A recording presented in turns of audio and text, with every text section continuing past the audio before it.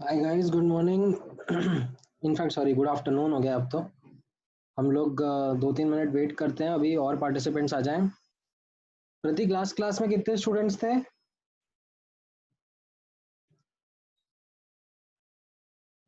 इसके पहले जो आपका क्लास हुआ होगा उसमें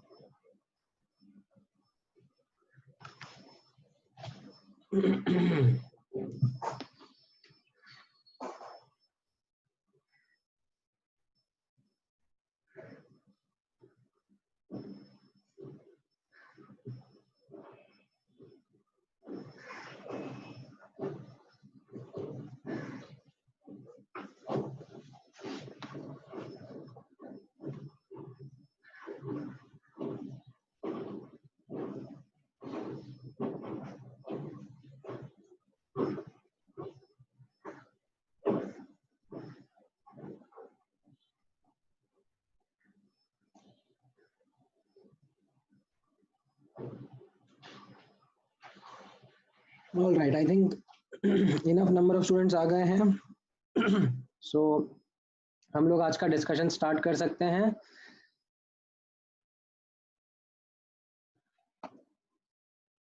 ग्रेट। तो क्लास क्लास में हम लोगों ने क्या देख लिया था, एक बार उसका क्विक रिवीजन। लास्ट क्लास में हम लोगों ने क्वेश्चंस प्रैक्टिस करे थे एंड उसके बाद में एक वॉल्यूम स्ट्रेंथ ऑफ H2O2 का डिस्कशन करके उस पर क्वेश्चंस करे थे थोड़े बहुत। देन मैंने रिडॉक्स टाइट्रेशंस आपको बताया था। इसमें हम लोगों ने सिंपल टाइट्रेशन, ठीक है, ऑल्दो इसका कैलकुलेशन हमें पहले से ही आता था कैसे करना है, बट इसका सब्जेक्टिव पार्ट की ये होता कैसे है, इसको विजुअलाइज करना लैब में कैसे करा जाएगा इसको, वो हम लोगों ने सीखा था। एंड उसमें मैंने 2 एग्जाम्पल कराए थे आप लोगों को। देन उसके बाद डबल टाइट्रेशन मैंने आपको बताया था। Double titration is also important, जिसमें मैंने आयोडोमेट्रिक टाइट्रेशन का भी एग्जाम्पल आपके साथ में डिस्कस किया था।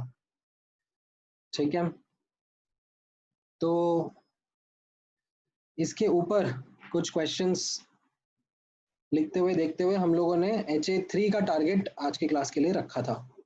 तो ये हमारे सामने HA3 है एंड इसमें से कुछ क्वेश्चंस हम लोग ट्राई करेंगे।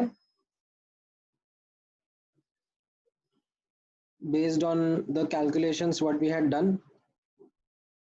ठीक है, तो as a quick revision, HA3 में से हम लोगों ने क्वेश्चन 1 पहले ही करा हुआ है, right?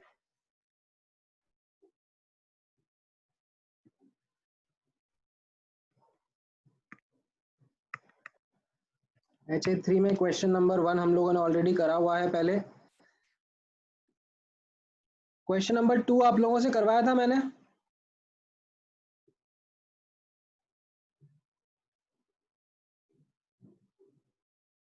I think question number 2, 3 ये भी हम लोगों ने पहले करा हुआ है,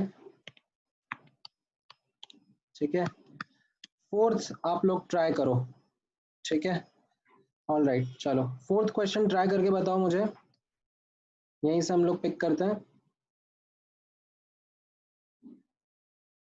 कैसे करेंगे fourth question?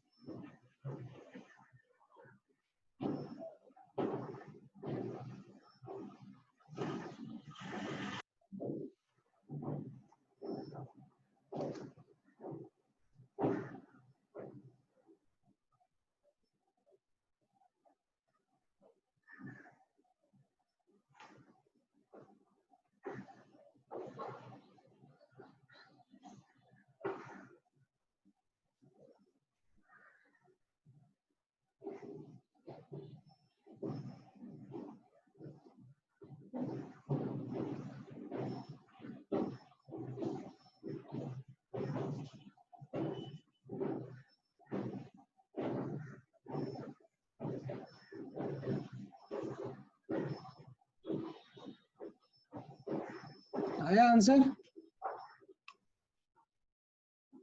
Third fourth question का?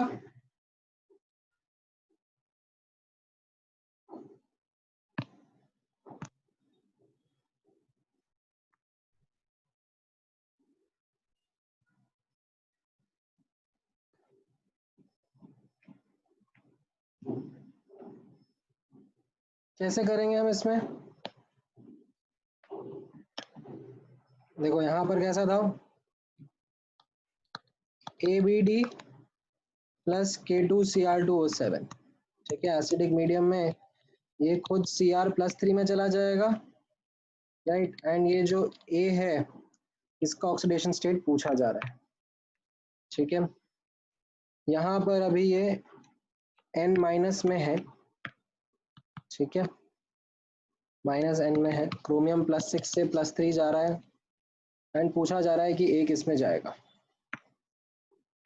तो हम लोग कैसे करेंगे? Equivalent of ABD will be equal to equivalent of K2Cr2O7, right. अब इसमें एबीडी इक्विवेलेंट्स कैसे लिखेंगे हम लोग, moles into n factor, right. Moles into n factor दोनों केस के लिए लिखेंगे। यहाँ पर मोल्स दिए हुए हैं 1.68 इंटू 10⁻³ एंड इसका एन फैक्टर 6 आ जाएगा। ये क्रोमियम +6 से +3 जा रहा है, उसके 2 आटम्स हैं। एंड एबीडी के अंदर मोल्स हैं 3.26 इंटू 10⁻³ एंड इसका एन फैक्टर कितना रहेगा, the n factor will be, देखना ना यहाँ पर -n से x जा रहा है, तो n factor x plus n हो जाएगा, है कि नहीं। ठीक है, मैंने इसको x बोल दिया। तो यहाँ से आप सॉल्व करोगे तो x का वैल्यू 3 - n आ जाएगा। ये समझ में आया।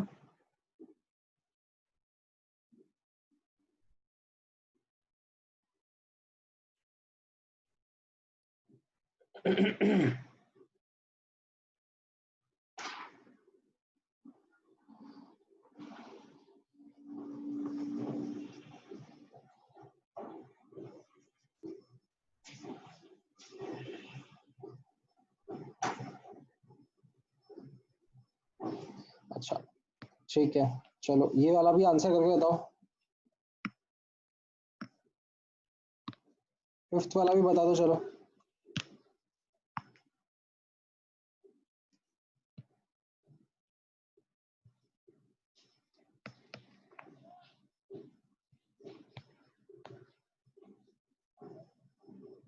इसमें क्या आंसर रहेगा, ये तो आपको आना चाहिए। इसके जैसा हम लोगों ने काफी सारे क्वेश्चंस करे हुए हैं।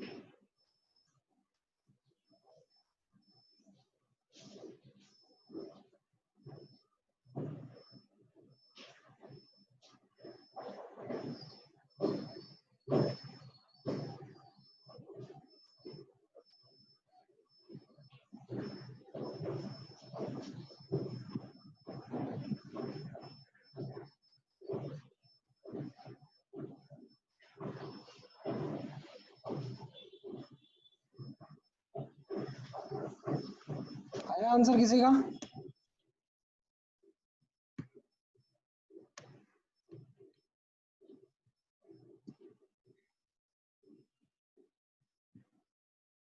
इसमें कैसा रिएक्शन हो रहा है? AS2S3 plus HNO3 is giving H3ASO4 plus H2SO4 plus NO, right? तो इसमें क्या आ जाएगा? आर्सेनिक -2 से +5 जा रहा है, सॉरी +3 से +5 जा रहा है, सल्फर -2 से +6 जा रहा है, नाइट्रोजन खुद +5 से +2 जा रहा है, राइट? तो इसमें अगर एन फैक्टर कैलकुलेट करने हुए, इसका एन फैक्टर कितना आ जाएगा? 3, एंड इसका n factor,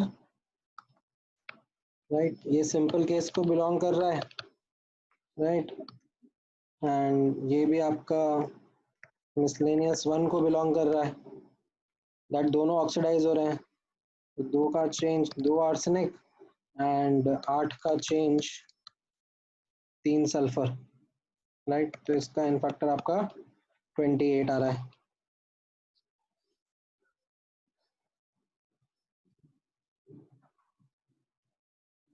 all right, then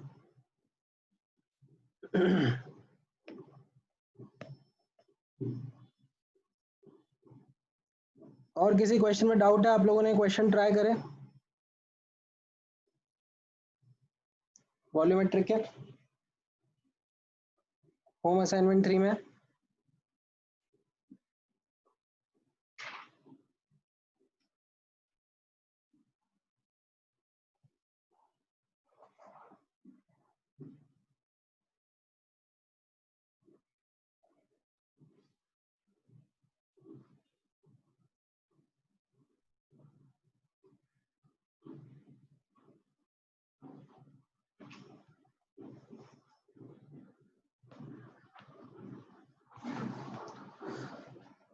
all right, ठीक है। So these were the questions. इसके अलावा और भी क्वेश्चंस हैं जो आप प्रैक्टिस कर सकते हो फ्रॉम HA3। अब हम अगर थ्योरी का पार्ट कंटिन्यू करेंगे तो हम लोगों ने लास्ट क्लास में डबल टाइट्रेशन देख लिया था, ठीक है। अब हम बैक टाइट्रेशन का भी एग्जांपल देख लेते हैं। सो continuing the theory from the last class, back titration भी मैं आप लोगों के साथ में डिस्कस कर लेता हूँ। अच्छा, ये भी ऐसा कॉन्सेप्ट है जो कि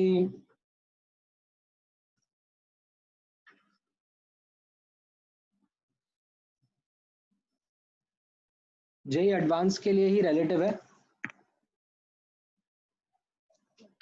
जेई मेंस में इसका वेटेज आना या इस पे से क्वेश्चन बनना का कम चांस है। तो बैक टाइट्रेशन भी देखना सिमिलर टू जैसा हम लोगों ने डबल टाइट्रेशन में देखा था।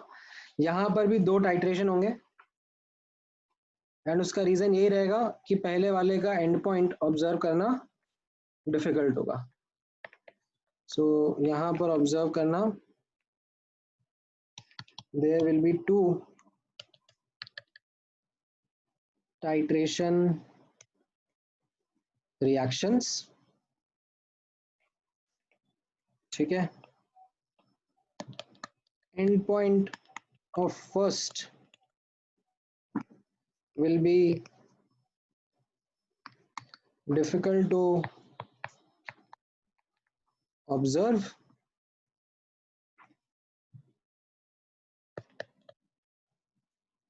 but end point of second can be noted easily, ठीक है। सो इसमें और डबल टाइट्रेशन में डिफरेंस कैसा रहेगा वो आपको अभी समझ में आएगा। तो जब हम लोग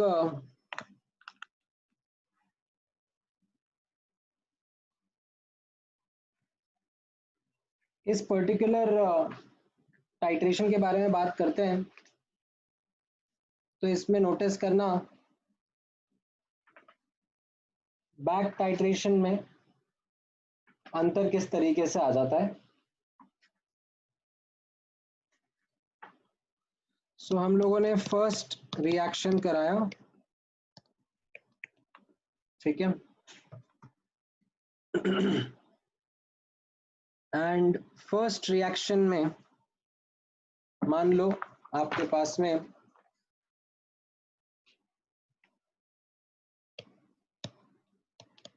एक अननोन सोल्यूशन था, ठीक है। अननोन सोल्यूशन के लिए कैसा रहेगा, अननोन सोल्यूशन के लिए हमें कॉन्सेंट्रेशन निकालना पड़ेगा, राइट। इसका कॉन्सेंट्रेशन अननोन है, वॉल्यूम हमें पता है।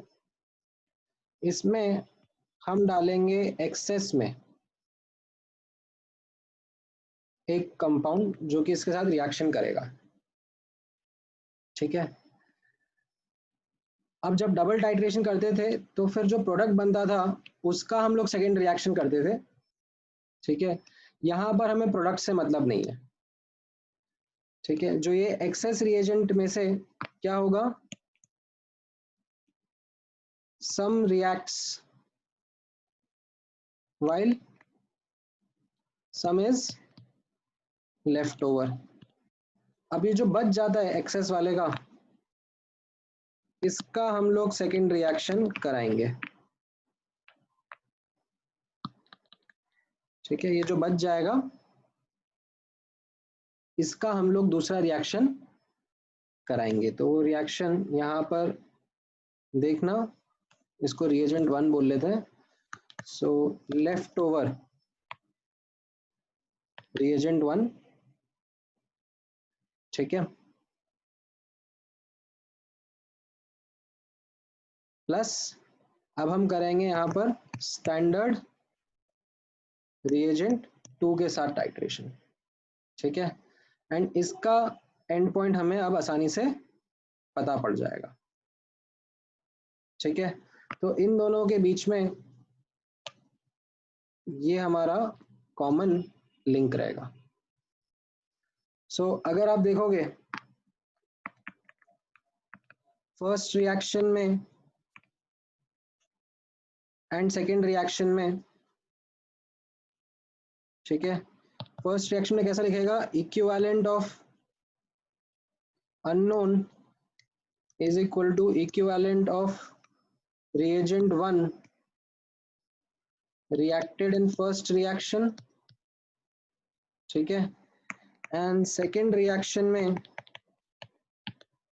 equivalent of standard reagent 2 will be equal to equivalent of reagent 1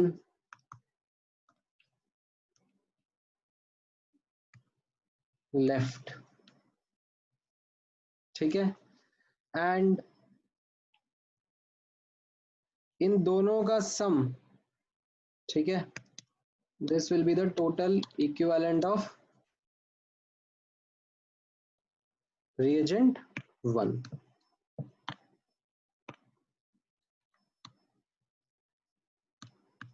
जिसका डेटा आपको मिलेगा, राइट। तो आपको क्वेश्चंस में ये टोटल डेटा मिलेगा एंड आपको ये इक्विवेलेंट रिएजेंट 2 का डेटा मिलेगा एंड उससे आपको इक्विवेलेंट ऑफ अननोन निकालना रहेगा, ठीक है। तो आप समझे यहाँ पर कैसे हमें वर्क करना पड़ेगा।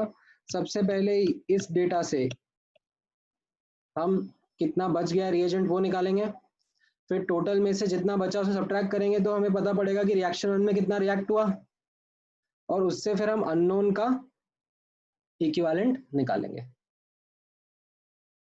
ये समझ में आया।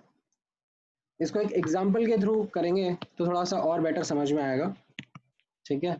मैं एक एग्जाम्पल के थ्रू इसको समझाता हूँ। तो यहाँ पर नोटिस करना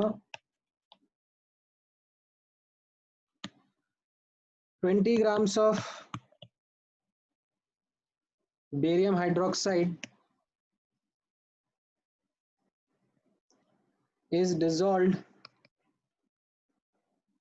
in 10 ml of 0.1 or sorry 0.5 normal HCl solution. ठीक है, the excess of HCl solution, ठीक है, the excess of HCl you can say required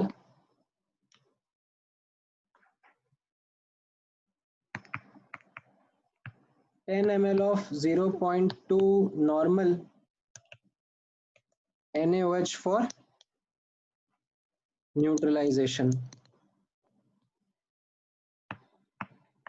Determine the percentage purity of barium hydroxide sample. Try करो.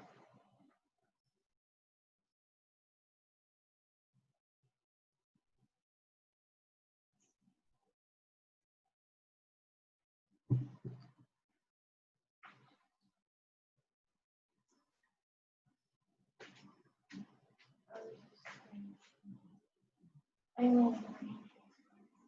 Oh, it's dying.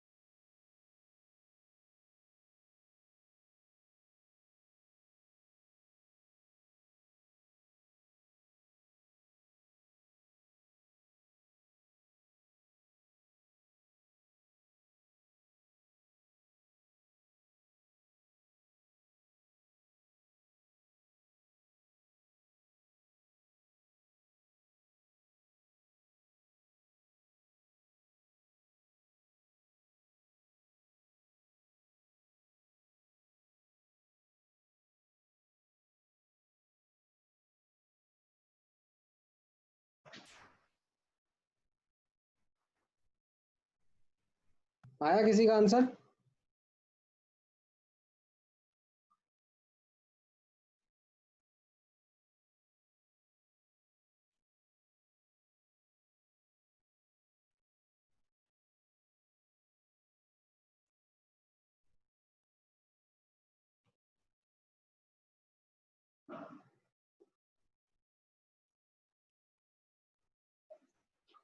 चलो मैं करके दिखाता हूँ एक बार. इसमें नोटिस करना कैसा हो रहा है. बेरियम हाइड्रोक्साइड का पहले HCl के साथ में रिएक्शन करा रहे हैं, ठीक है, और ये एक्सेस में है. फिर जो बच जाता है HCl, ठीक है, उसका NaOH के साथ में रिएक्शन करा रहे हैं, ठीक है. एंड इसका कैलकुलेशन अब आप देखोगे तो इसके बारे में पूछा जा रहा है, इसका अननोन है, ठीक है, एंड HCl टोटल आपको दिया है एंड NaOH के बारे में बोला है 10 ml 0.2 मोलर. मोलर या नॉर्मल जो भी है चलेगा, ठीक है. तो पहले रिएक्शन से क्या समझ में आ रहा है? फर्स्ट रिएक्शन से equivalent of barium hydroxide is equal to equivalent of HCl, and second reaction से equivalent of NaOH is equal to equivalent of HCl, है ना, राइट. एंड आपको टोटल HCl दिया हुआ है, ठीक है. You have been given total HCl कितना दिया हुआ है? 10 ml 0.5 नॉर्मल, ठीक है. सो वही चीज होगी जो मैंने बताई आपको. ये दिया हुआ है, ये दिया हुआ है, और इसके बारे में पूछा जा रहा है। ठीक है, तो हम लोग कैसा कर सकते हैं, हम लोगों को क्या समझ में आएगा दैट इसमें 10 into 0.2, this is the equivalent of HCl left. ठीक है, अच्छा, टोटल इक्विवेलेंट ऑफ HCl कितना है, 10 into 0.5. So this implies equivalent of HCl reacted in first reaction will be 10 into 0.5 minus 10 into 0.2. तो ये मेरा आंसर आ जाएगा 3। ठीक है, एक्चुअली ये मिली इक्विवेलेंट हो गए, ठीक है, क्योंकि वॉल्यूम ml में है। ठीक है, तो ये सब मिली इक्विवेलेंट्स हैं, मिली मिली, है ना, and this is what is equal to the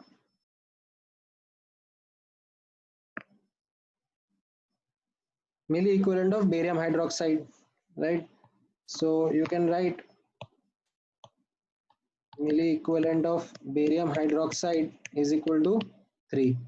अब मिलीमोल्स इंटू एन फैक्टर लिख देंगे इसको। ठीक है, millimoles into n factor is milli equivalents. So millimoles कितने हो गए, n factor of barium hydroxide 2 दिख ही रहा है उसके फॉर्मूला से, राइट। सो आपको मिलीमोल्स ऑफ बेरियम हाइड्रोक्साइड मिल जाएंगे, दैट विल बी 1.5। तो इससे आप मास ऑफ बेरियम हाइड्रोक्साइड बता दोगे।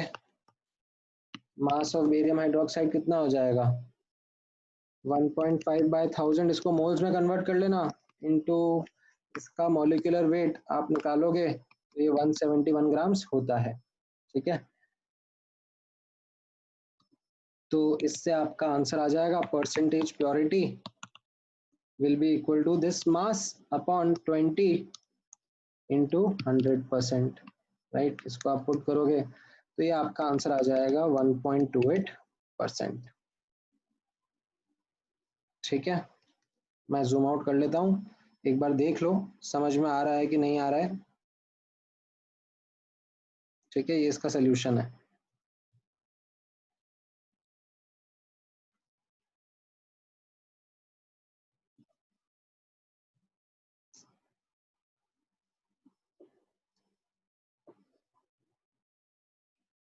कुछ डाउट है तो बताओ।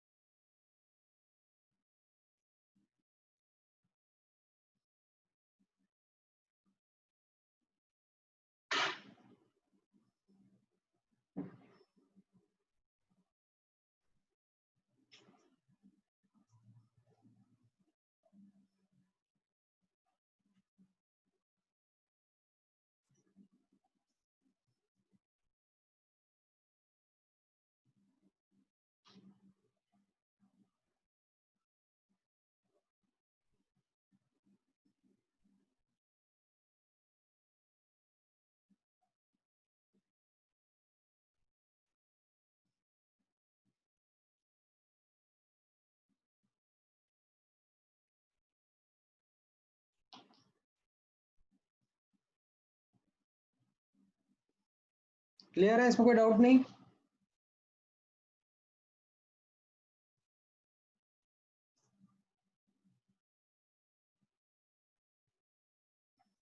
ऑल राइट, ठीक है, तो ये आपका बैक टाइट्रेशन हो गया। तो दिखने में अगेन थोड़ा सा डिफिकल्ट लगेगा कि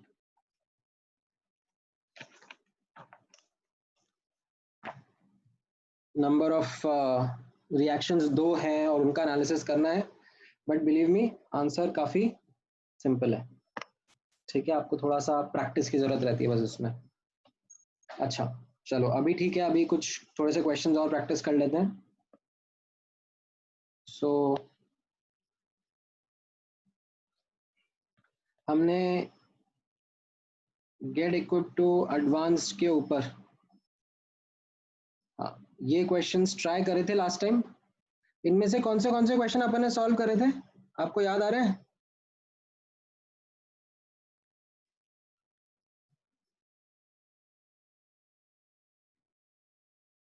इनमें से कौन से क्वेश्चन हम लोगों ने डिस्कस करे थे? फर्स्ट वाला।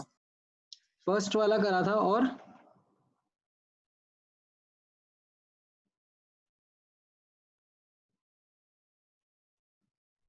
सिर्फ फर्स्ट वाला ही करा था? चलो ठीक है, तो फिर ऐसा करो, आप मुझे जहां तक याद आ रहा है आई थिंक सेकंड क्वेश्चन भी करा था। एक बार देखूं मैं, हम लोगों ने लास्ट क्लास में H2O2 का जब डिस्कस कर रहे थे, हाँ सेकंड वाला भी करा था। 2 क्वेश्चन करे थे, एक ये परसेंटेज स्ट्रेंथ वाला और दूसरा वाला भी। ठीक है, तो उसके आगे का पिक करते हैं। इसमें अब हमारा थोड़ा सा टाइट्रेशन का नॉलेज वाले क्वेश्चंस भी आ जाएंगे। So get equip to advance में पैसेज 3, तो इसके ये क्वेश्चंस ट्राई करते हैं। Let me take a snip.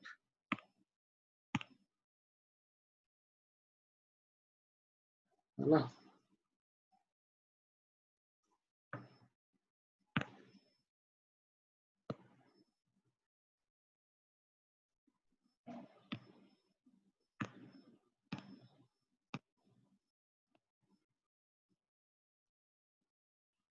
ठीक है, ये 5 क्वेश्चन अच्छे रहेंगे अभी प्रैक्टिस के लिए,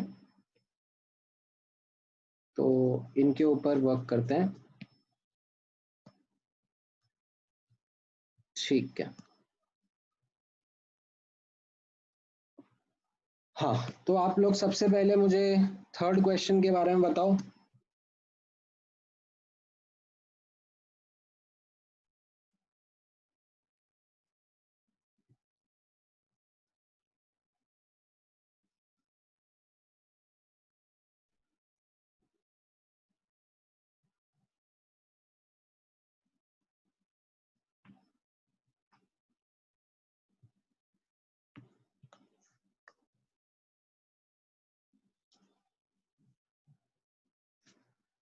या चलो एक एक करके ही करता हूँ मैं, अदरवाइज खूब सारा क्वेश्चंस एक साथ सामने आ जाएगा। वेट,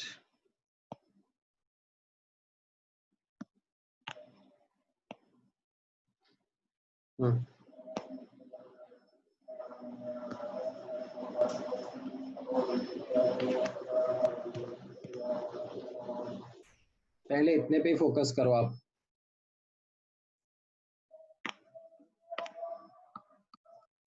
बताओ इसको कैसे करेंगे।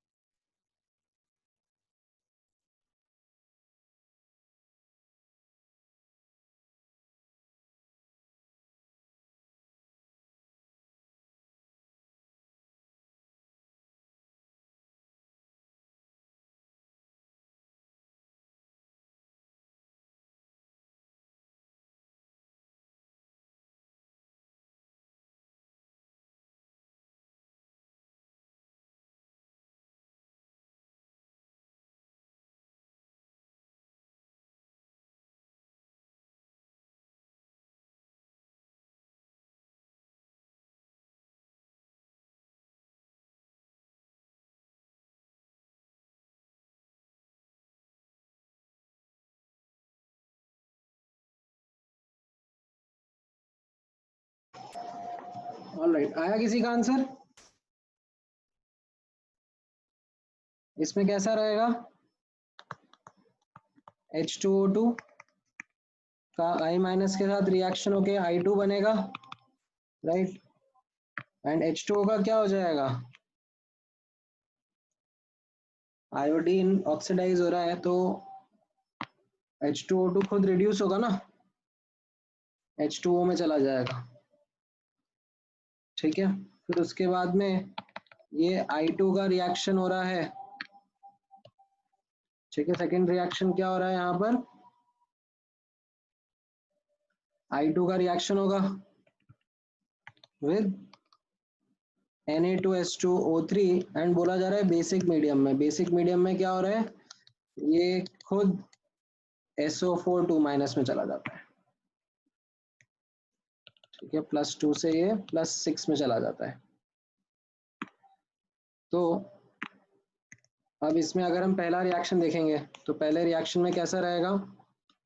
Equivalent of H2O2 will be equal to equivalent of I2, right? So 100 into molarity into इसका n factor 2, ठीक है, will be equal to equivalent of I2। ये पहला इक्वेशन हो जाएगा।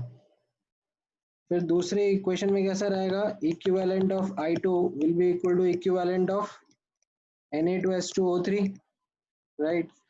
तो ये equivalent of I2 equivalent of ये कितने हो जाएंगे? 25 इंटू 1 इंटू इसका n फैक्टर 8 हो जाएगा। 4 का चेंज है, 2 आइटम है, ये सेकेंड इक्वेशन हो जाएगा, राइट? सो अब इससे क्या समझ में आएगा? From 1 and 2, right?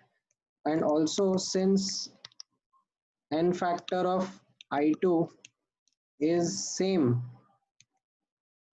in both cases, ठीक है? यहाँ पर भी I2 का n factor 2 है एंड यहाँ पर भी I2 का n factor 2 है, तो मैं इन दोनों के इक्विवेलेंट्स इक्वेट कर सकता हूँ। So I can write equivalence of H2O2 is equal to equivalence of Na2H2O3। तो 100 इंटू वॉल्यूम स्ट्रेंथ अपॉन 11.2, ये मोलारिटी होता है, is equal to 25 into 1 into 8। तो इससे आपको वॉल्यूम स्ट्रेंथ ऑफ H2O2 मिल जाएगा, ठीक है? ये समझ में आया? Is this clear? Yes, sir.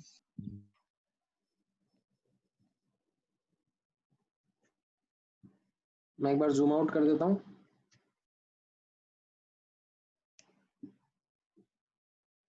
तो ये एक्चुअली एग्जांपल हो गया किसका? डबल टाइट्रेशन का।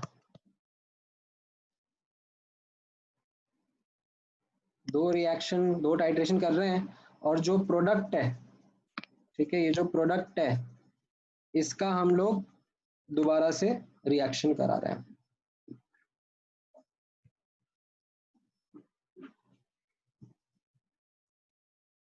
समझ में आया?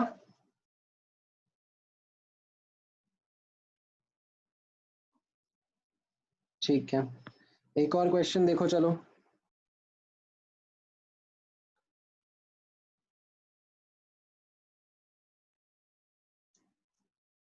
यहाँ पर आप लोग फोर्थ और फिफ्थ तो आसान है, ठीक है? ऐसा करो,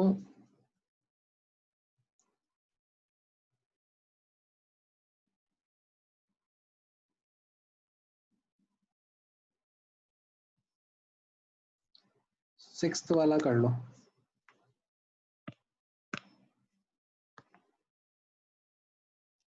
ठीक है? सिक्स्थ वाला कॉपी कर देता हूँ मैं।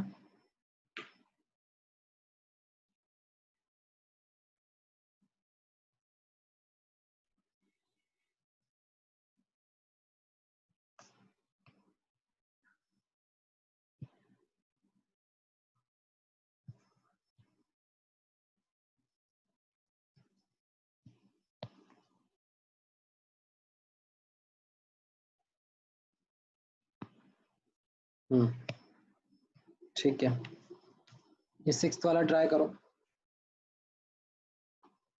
क्या आ रहा है बताओ।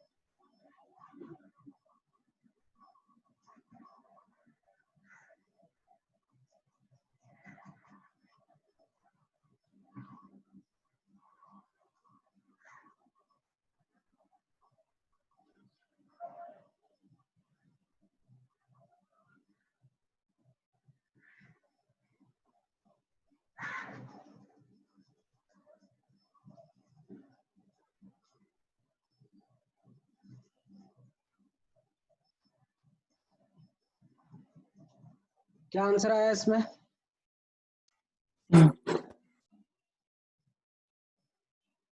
सी सर। C option. हाँ। देख लेते हैं एक बार क्विकली कैसा रहेगा। अरे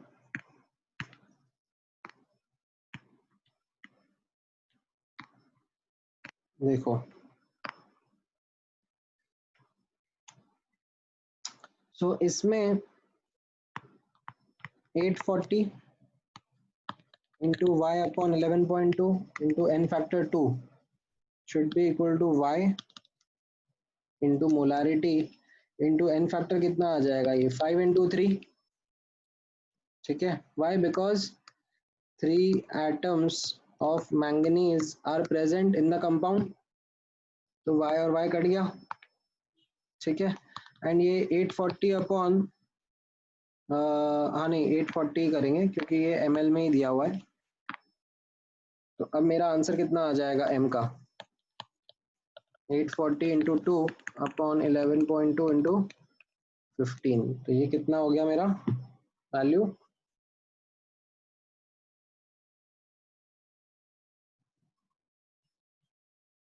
10।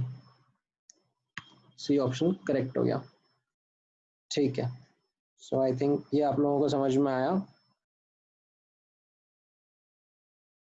ऑल राइट, 7th वाला क्वेश्चन चलो ट्राई करो, ये भी एक अच्छा क्वेश्चन है।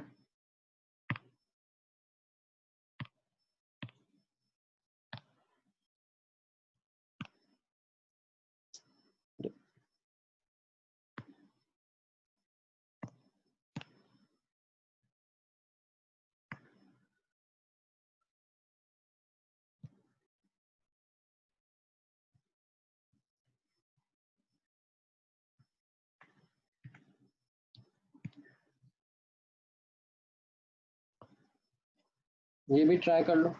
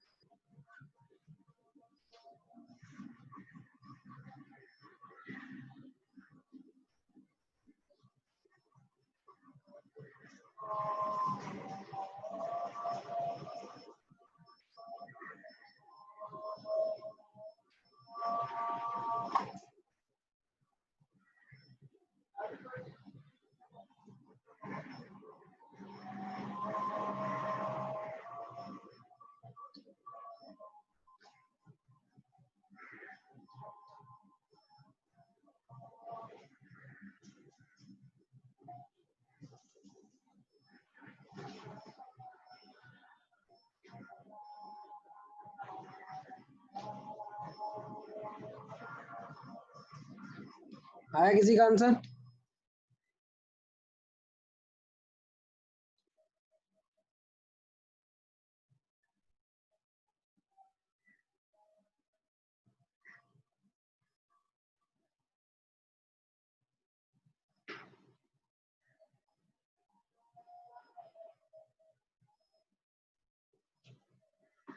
क्या होगा इस केस में?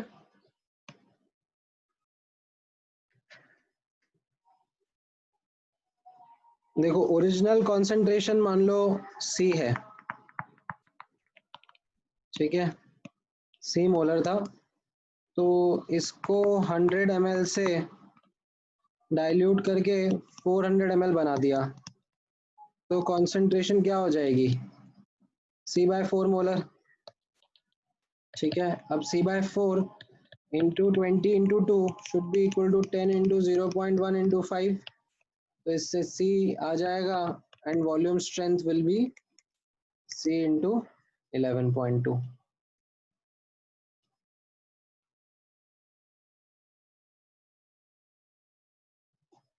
ठीक है, ये आपका इक्विवेलेंट ऑफ H2O2 हो गया एंड ये इक्विवेलेंट ऑफ KMnO4 हो गया। ठीक है, all right. So I think basic question, basic concept आपको समझ में आ गए हैं। अच्छा, अब टाइम है एक बहुत ही इंपॉर्टेंट कॉन्सेप्ट का, तो उसके लिए आप नोट करके रखना, ठीक है। यहाँ पर while analyzing double and back titration,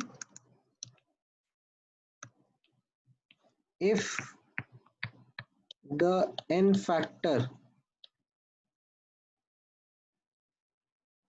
of common species is different in both reaction, then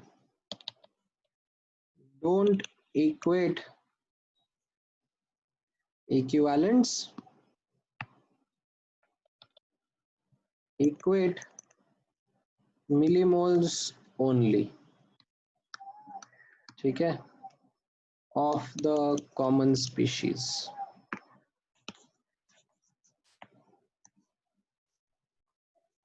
ठीक है, ये मैं एक एग्जांपल के थ्रू समझाने की कोशिश करता हूँ आपको, ठीक है। काफी इंपॉर्टेंट एग्जांपल है, तो इसको ध्यान से ऑब्जर्व करना। इसमें आपको एक इंपॉर्टेंट लर्निंग सीखने को मिलेगी। IO3 माइनस आयन से एग्जांपल के थ्रू समझाता हूँ। In a solution are mixed with excess I minus ions in acidic medium, ठीक है। as a result I2 produced requires 100 ml of 0.1 molar hypo solution for titration, ठीक है। determine the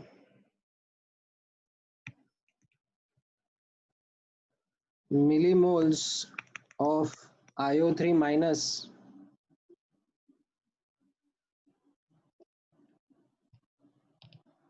present in original solution।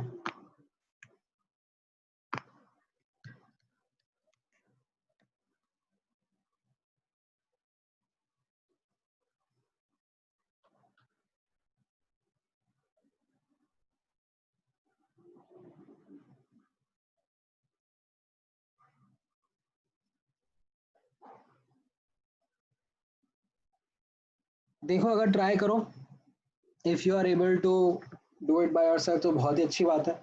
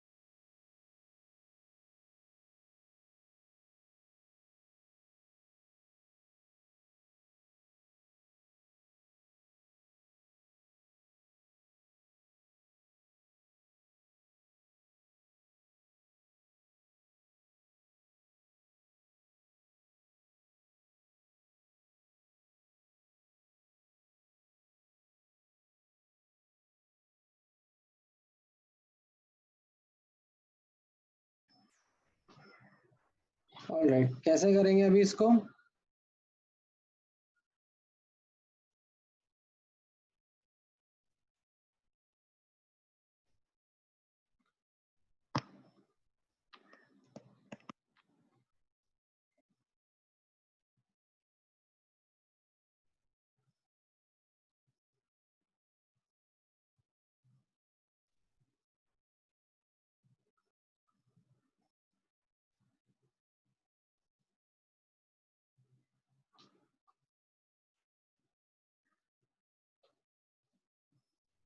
तो यहाँ पर notice करो IO3 minus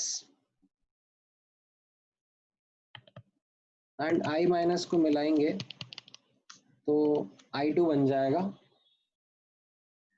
ठीक है। IO3 minus plus I minus को मिलाएंगे तो I2 बन जाएगा।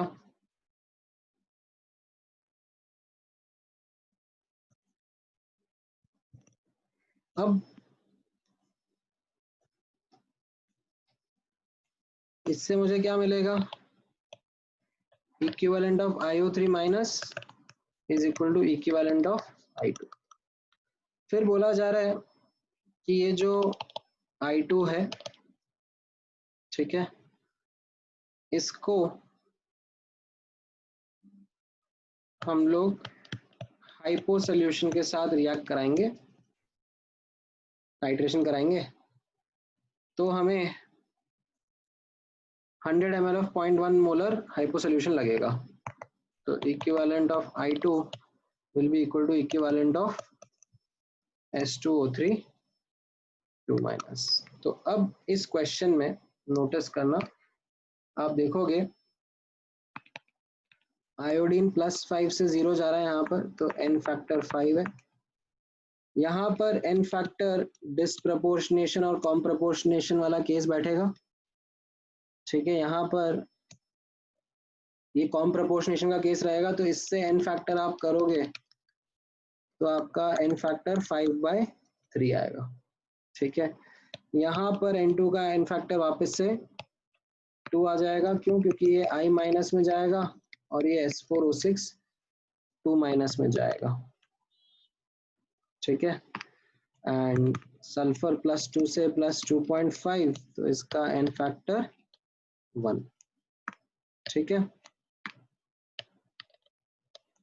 ये समझ में आया आपको? अब क्योंकि यहाँ पर जो कॉमन स्पीशीज है I2, ठीक है, इसका n फैक्टर दोनों जगह पर अलग अलग है, ठीक है। तो मैं equivalent of IO3 minus equal to equivalent of H2O3 2 minus नहीं लिख सकता हूँ, ठीक है। ये गड़बड़ है, इस तरीके से इसको नहीं लिखना चाहिए। Why? Because n factor of I2 is not same in both reaction, ठीक है। So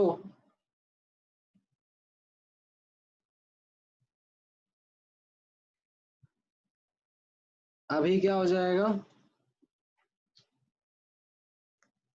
अब कैसे करेंगे? तो फ्रॉम फर्स्ट इक्वेशन आप नोटिस करना, equivalent of IO3 minus is equal to equivalent of I2 लिखेंगे, राइट।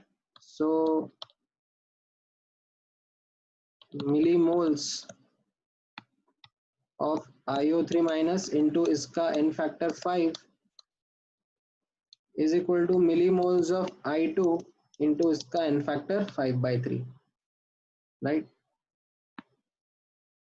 अच्छा, from second equation equivalent of I2 is equal to equivalent of H2O3 2 minus, right.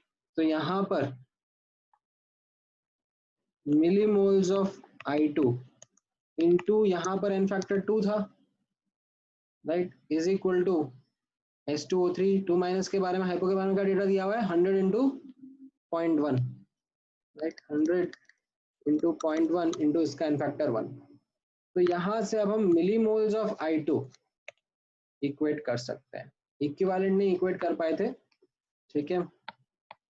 We can equate millimoles of I2, ठीक है, ये हम लोग जरूर कर सकते हैं। तो इससे मुझे ये समझ में आ जाएगा that millimoles of IO3 minus into 5 upon 5/3 is equal to 100 into 0.1 into 1 upon 2। तो इससे आपका मिलीमोल्स ऑफ IO3 माइनस एकदम सही आ जाएगा। ये 5/3 आपका करेक्ट आंसर रहेगा, ठीक है। मैं थोड़ा जूम आउट कर लेता हूँ ताकि आप लोग एक बार दोबारा देख सको क्या करा है यहाँ पर, ठीक है।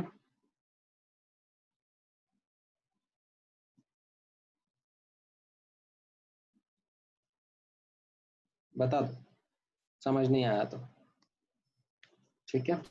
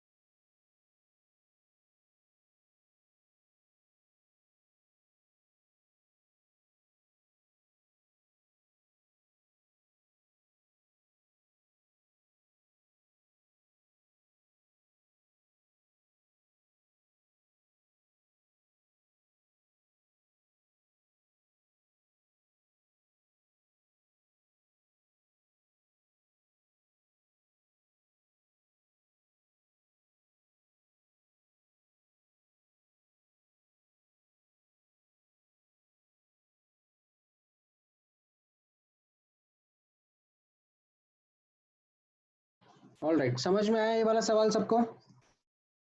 इसमें ये कैच समझ में आया कि इक्विवेलेंट इक्वेट नहीं कर सकते हैं,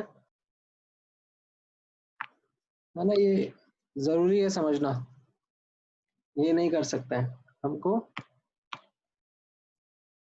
मिलीमोल्स इक्वेट करके करना पड़ेगा, ठीक है। अच्छा, अब इस पर बेस्ड एक दो क्वेश्चन ट्राई करोगे?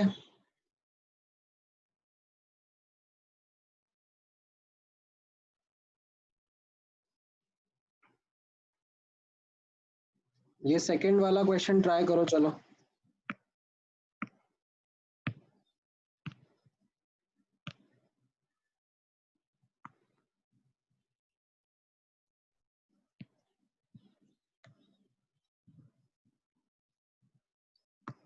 ठीक है, गेट इक्विप टू एडवांस का पैसेज 2,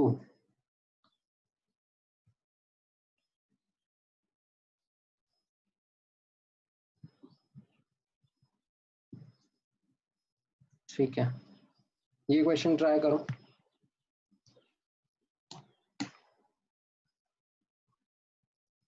ऊपर के जैसा ही है बट थोड़ा सा अंतर है, देखें आप थोड़ा सा अंतर पकड़ पाते हो क्या?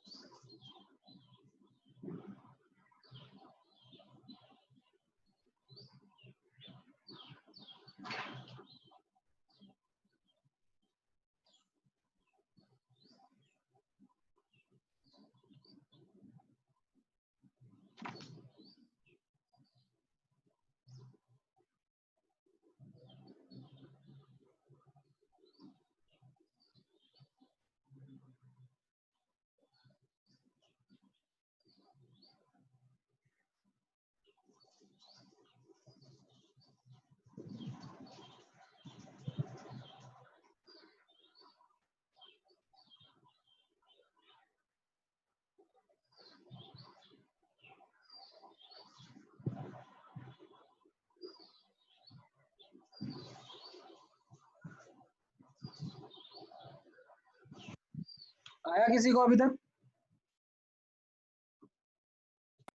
ट्राई करें।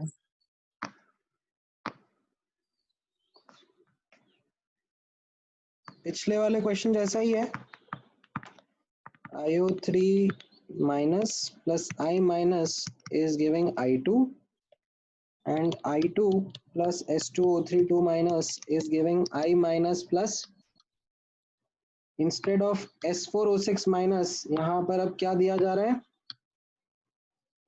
S2O3 2 minus sorry SO4 2 minus, क्योंकि ये बेसिक मीडियम में हो रहा है। ठीक है, तो यहाँ पर अगर आप एन फैक्टर कैलकुलेट करोगे तो इसका एन फैक्टर 5 आएगा, इसका एन फैक्टर 1 आएगा और इसका एन फैक्टर 5/3 आएगा। ठीक है, ये कॉम प्रपोर्शनेशन अभी जस्ट देखा हमने, कॉम प्रपोर्शनेशन वाला केस है। ये 0 से -1 जाएगा तो इसका एन फैक्टर 2 आएगा, इसका एन फैक्टर कैसा रहेगा, ये +2 से +6 जाएगा तो इसका एन फैक्टर 2 × 4 8 आएगा, है ना। तो यहाँ पर जो कॉमन स्पीशीज है I2, इसका एन फैक्टर अलग अलग है, तो इक्विवेलेंट इक्वेट मत करना, मिलीमोल्स इक्वेट करना, है ना। सो इसमें you must equate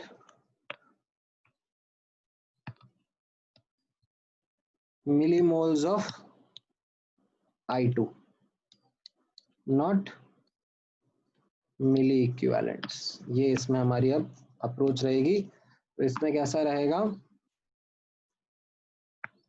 equivalent of IO3 minus upon 5/3, right. ये पहले रिएक्शन से आ जाएगा मिलीमोल्स ऑफ I2, ठीक है, क्योंकि एन फैक्टर जो था वो मैं इधर लेके आ गया इसके नीचे, और दूसरे रिएक्शन से क्या आ जाएगा, equivalent of S2O3 2 minus upon इसका सेकेंड रिएक्शन में I2 का एन फैक्टर 2 रहेगा। तो इन दोनों को अब हम इक्वेट कर सकते हैं, राइट। तो यहाँ पर 214 ग्राम है ये, तो 214 डिवाइड बाय मॉलिक्यूलर वेट, ठीक है, इससे मोल्स आ जाएंगे, मोल्स इंटू 5 इसका एन फैक्टर आ जाएगा अपॉन 5/3, एंड यहाँ पर S2O3 2 माइनस के केस में क्या आ जाएगा, वॉल्यूम इन litres into molarity, into molarity कितना दिया हुआ है, ये 1 मोलर इंटू एन फैक्टर 8/2, तो इससे आपको वॉल्यूम इन लीटर्स मिल जाएगा। ठीक है, यहाँ पर एक्चुअली मोल्स ऑफ I2 को ही इक्वेट कर दिया है, मिली मोल्स को नहीं करा, क्योंकि दोनों जगह मोल्स ही काम आ गए। ठीक है, तो ये यूनिट्स का ध्यान यहाँ पे रखना पड़ेगा, क्योंकि यहाँ पर मोल्स आएंगे, मिली मोल्स नहीं आएंगे।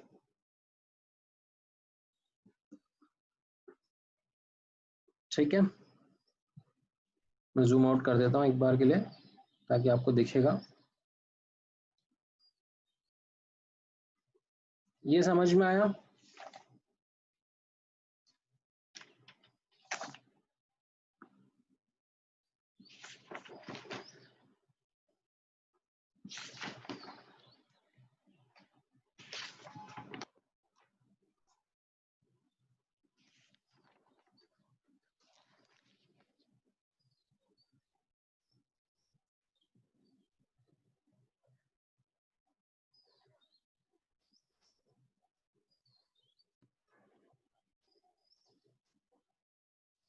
ऑल राइट, सो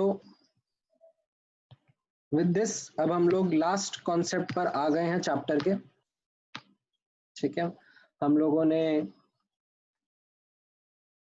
रिडॉक्स टाइट्रेशन भी देख लिए हैं। ठीक है, जो जेई एडवांस वाला डिफिकल्ट वाला पार्ट है उसके भी क्वेश्चंस देख लिए हैं, समझ लिए हैं। ठीक है, अब इसमें आप लोग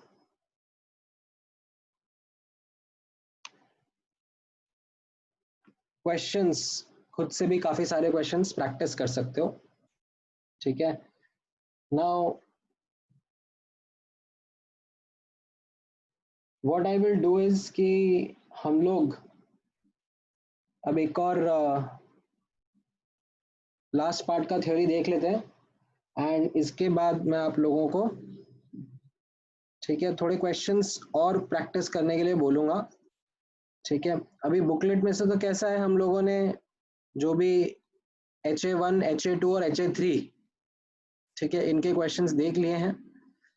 ठीक है, इसके बाद मैं आपसे बोलूंगा कि अपन ये गेट इक्विप टू मेंस के क्वेश्चन डेफिनेटली ट्राई करेंगे। ठीक है, एंड ये गेट इक्विप टू मेन के क्वेश्चन में एक दो क्वेश्चन थोड़े से गड़बड़ है, वो मैं आपको स्किप करा दूंगा, पर बाकी क्वेश्चंस आप ट्राई करना। ठीक है, एक्चुअली इसमें गेट इक्विप टू मेन है ही नहीं, इसमें actually get equip to advanced ही है सब।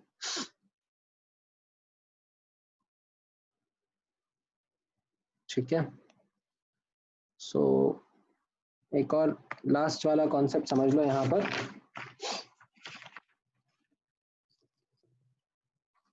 ये रहेगा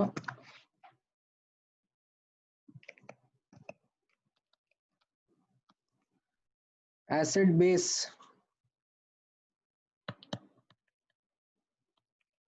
टाइट्रेशन, ठीक है, यूजिंग इक्विवेलेंस कॉन्सेप्ट एंड इसमें the answer is acid base double titration. ठीक है, acid base double titration using equivalence concept. So इसमें एक ही एग्जांपल है जो कि बहुत फेमस है और पर्टिकुलरली आप लोगों को पता होना चाहिए।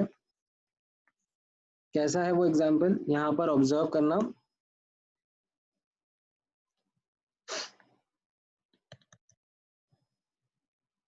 थोड़ा सा आयोनिक इक्विलिब्रियम का रिवीजन हो जाएगा। ठीक है, आयोनिक इक्विलिब्रियम का रिवीजन हो जाएगा। इसमें देखना Na2CO3 का सोल्यूशन रखा है एंड इसमें HCl का सोल्यूशन ऊपर से डाल रहे हैं। ठीक है, मान लो ये 0.1 मोलर 100 ml सोल्यूशन रखा है एंड ये 0.1 मोलर HCl डाल रहे हैं हम लोग ड्रॉप बाय ड्रॉप मैनर में।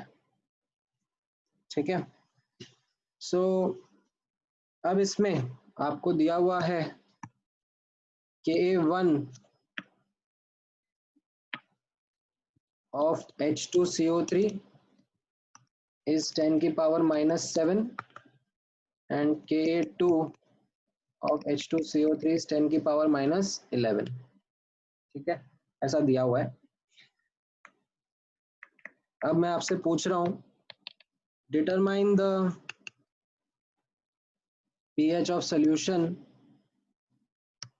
when volume of HCl added is, ठीक है, 0 ml, ठीक है, 10 ml और इनफैक्ट 10 ml तो छोड़ दो, 10 पे तो बहुत ज़्यादा, 50 ml, 90 ml,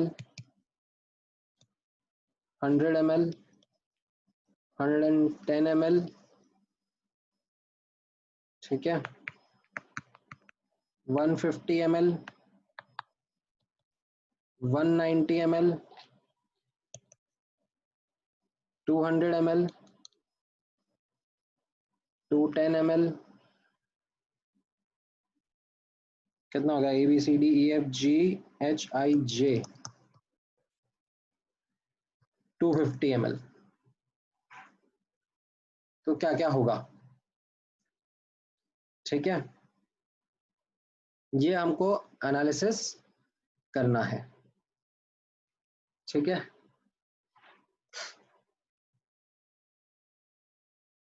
तो ये ऐसा क्वेश्चन आपने आयोनिक इक्विलिब्रियम में करा है?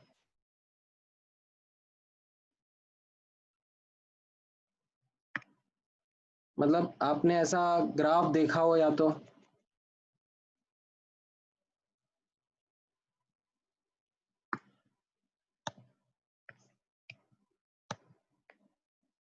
ठीक है, pH versus volume of HCl का। तो इसमें स्टार्टिंग में pH हाई रहेगा, ठीक है, क्योंकि ये बेस सोल्यूशन रहेगा। फिर इसका pH धीरे धीरे कम होगा एंड फिर एक जगह शार्प चेंज आएगा। ये शार्प चेंज कब आएगा? जब फर्स्ट इक्विवेलेंस पॉइंट होगा। फर्स्ट इक्विवेलेंस पॉइंट कब होगा? जब Na2CO3 plus HCl will give you NaHCO3 plus NaCl, ये वाला रिएक्शन हो जाएगा। ठीक है, पहला रिएक्शन हो जाएगा। अब आप इसमें और HCl डालोगे तो pH और नीचे आएगा। ठीक है, pH और नीचे आएगा। देन फिर वापस से एक और फास्ट चेंज आएगा। पहले ग्रेजुअल रहेगा, ठीक है, and then there will be another rapid change and then further reduction। ये कहाँ पर होगा? ये सेकेंड इक्विवेलेंस पॉइंट पर होगा। सेकेंड इक्विवेलेंस पॉइंट पर क्या होगा? ये जो NaHCO3 है ये HCl के साथ रिएक्ट कर कर H2CO3 प्लस NaCl बना रहा होगा, है ना। अच्छा, ये अराउंड 9 एंड ये अराउंड 4 to 5 pH पर इक्विवेलेंस पॉइंट आता है। ठीक है, अब मुझे कैसे पता? ये कैलकुलेशन मैंने कर रखी है पहले से। ठीक है, ये कैलकुलेशन मैंने पहले से कर रखी है।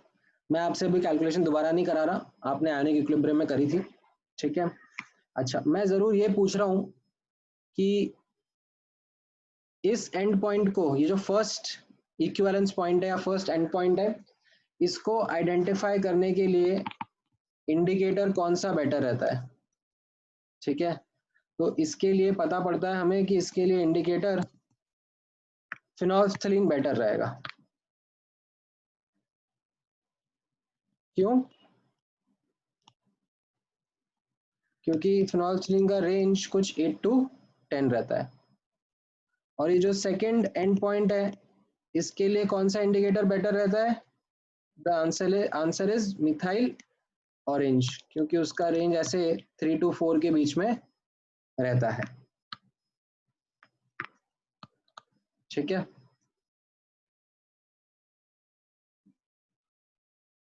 ये समझ में आया कौन सा इंडिकेटर कहां पर बेटर रहता है? सो इन दिस टाइट्रेशन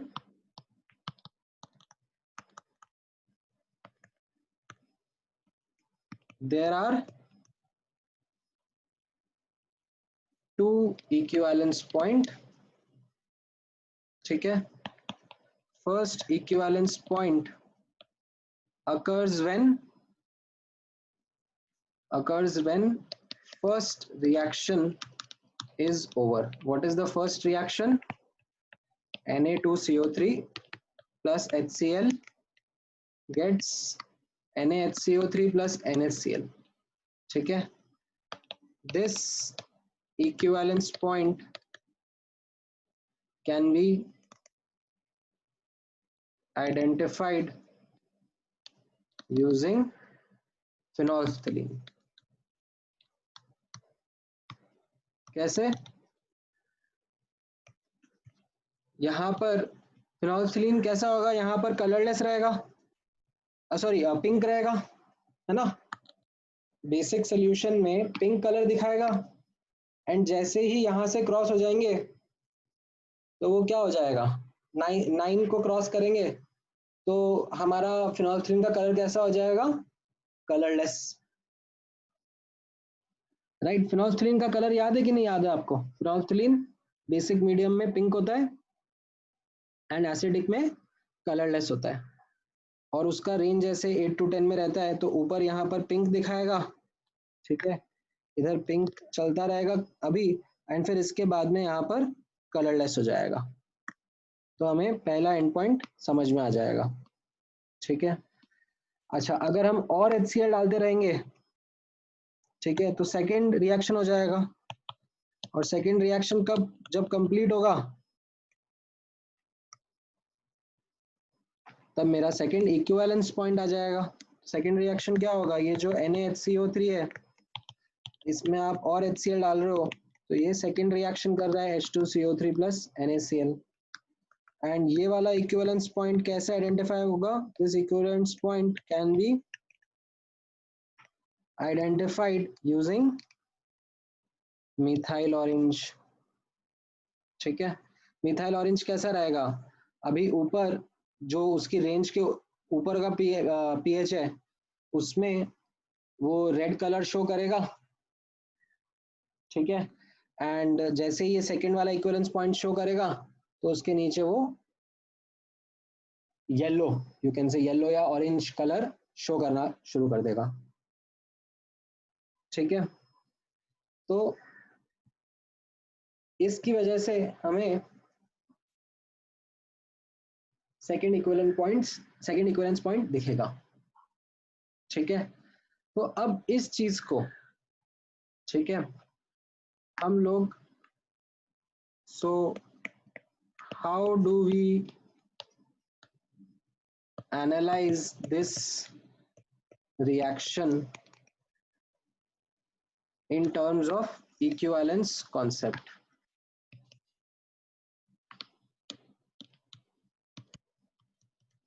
ठीक है, तो वो चीज हम यहाँ पर सीखना चाह रहे हैं, उससे हम फास्टर कैसे सॉल्व कर लेंगे। तो यहाँ पर देखना, मान लो ये रिएक्शन है, ठीक है, रिएक्शन है बिटवीन Na2CO3 एंड HCl, ठीक है, एंड मुझे इसमें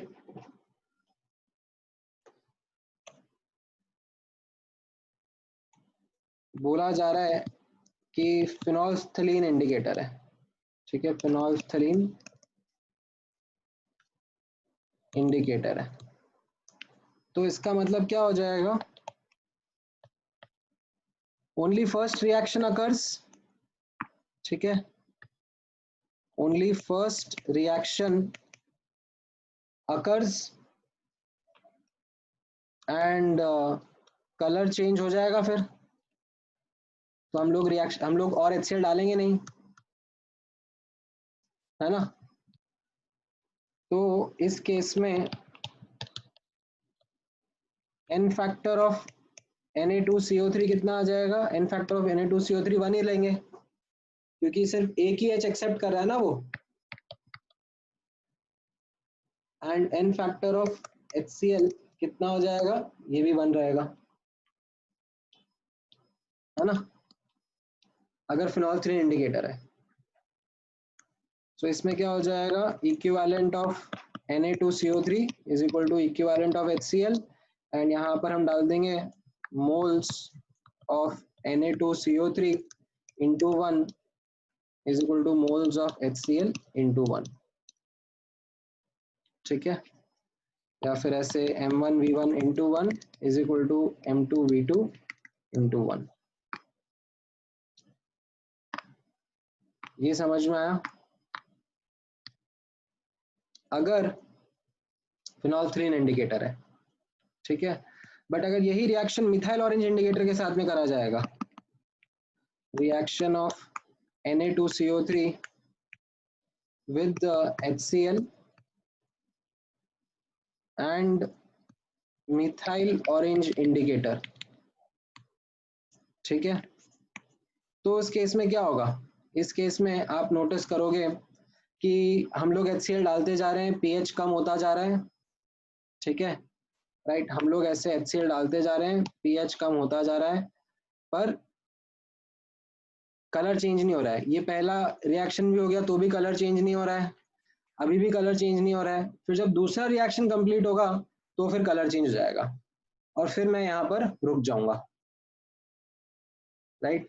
तो एक्चुअली में देखा जाए तो यहाँ पर क्या हो रहा है, दोनों के दोनों रिएक्शन हो रहे हैं, because methyl orange colour change ही तभी शो करेगा। ठीक है, सो इस केस में क्या हो रहा है, इस केस में both first and second reaction occur. तो अगर both first and second reaction occur होते हैं तो इसका मतलब क्या हो गया, n फैक्टर ऑफ Na2CO3 कितना हो जाएगा, n फैक्टर ऑफ Na2CO3 2 हो जाएगा, क्योंकि ये 2 H एक्सेप्ट कर रहा है ना, ये Na2CO3 एंड में जाके H2CO3 बना रहा है, तो इसका n फैक्टर 2 रहेगा। एंड HCl का n फैक्टर तो हमेशा ही 1 रहेगा। तो अब अगर हमें equivalent of Na2CO3 is equal to equivalent of HCl लिखना है, तो हम लोग कैसे लिखेंगे, मोल्स ऑफ Na2CO3 इंटू 2, ये इसका n फैक्टर रहेगा, will be equal to moles of HCl into इसका n फैक्टर 1, या M1V1 into 2 is equal to M2V2 into 1। ये समझ में आया? जब मिथाइल ऑरेंज इंडिकेटर है ना, ये ऊपर वाला था जब फिनोल्फथलीन इंडिकेटर है। क्लियर? तो यही चीज जो हमने एनालिसिस करी थी पहले मोल कंसेप्ट से, उसको हम लोगों ने अभी यहाँ पर इक्विवेलेंस कॉन्सेप्ट यूज करके करने की कोशिश करी है। ठीक है, तो इसके ऊपर क्वेश्चंस हैं, हम लोग अगली क्लास से प्रैक्टिस करते हैं। ठीक है, अगला क्लास अपना वैसे कल ही है, तो यहीं से कंटिन्यू कर लेंगे। ठीक है, आज के लिए इतना डिस्कशन काफी है। मुझे लगता है कि आप लोग थोड़े से क्वेश्चंस अब खुद से और प्रैक्टिस करोगे तो हम लोग और अच्छे से इस चैप्टर के क्वेश्चंस को आंसर कर पाएंगे। तो होमवर्क में आप लोग कुछ क्वेश्चंस ट्राई करना चाहोगे खुद से, तो उसके लिए मैं आपको रेकमेंड करूंगा कि आप लोग ये जो HA3 है इसके 6 से लेकर 14 तक के क्वेश्चंस कर लो अगर आपने नहीं करे हैं तो। ठीक है, बाकी कुछ क्वेश्चंस जो हैं वो हम लोग नेक्स्ट क्लास में कल ही डिस्कस कर लेंगे। ठीक है, ऑल राइट। सो आज का लेक्चर यहाँ पे क्लोज कर देते हैं। कुछ डाउट है, किसी को कुछ पूछना है?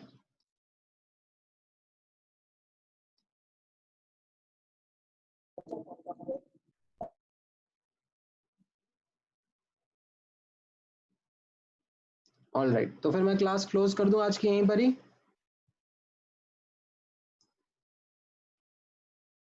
ठीक है, चलो, थैंक यू गाइस, कल डिस्कस करते हैं हम लोग और।